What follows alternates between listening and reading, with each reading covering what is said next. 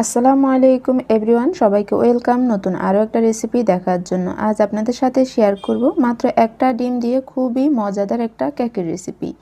আর এই কেকটা বেকিংয়ের কোনো ঝামেলাই করতে হবে না, খুবই সহজভাবে এটা তৈরি করতে পারবেন। খেতেও আলহামদুলিল্লাহ দারুণ মজার, বাচ্চাদের টিফিন থেকে শুরু করে সকাল বিকেলের জন্য একেবারে পারফেক্ট একটা নাস্তা রেসিপি বলতে পারেন। তাহলে চলেন শুরু করা যাক। এর জন্য এখানে একটা মিক্সিং বলের মধ্যে রুম টেম্পারেচারে থাকা একটা ডিম নিয়ে নিলাম।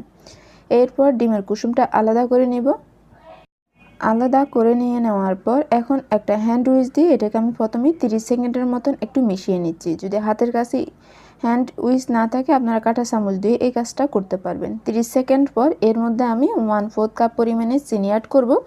তবে আমি একসাথে দিচ্ছি না, অল্প অল্প পরিমাণ দিয়ে এটাকে মিশিয়ে নিচ্ছি। এতে কিন্তু চিনিটা খুব কম সময়ের মধ্যে মিশে যাবে। যদি একসাথে দিয়ে দেন তাহলে কিন্তু সম্পূর্ণ চিনিটা গলতে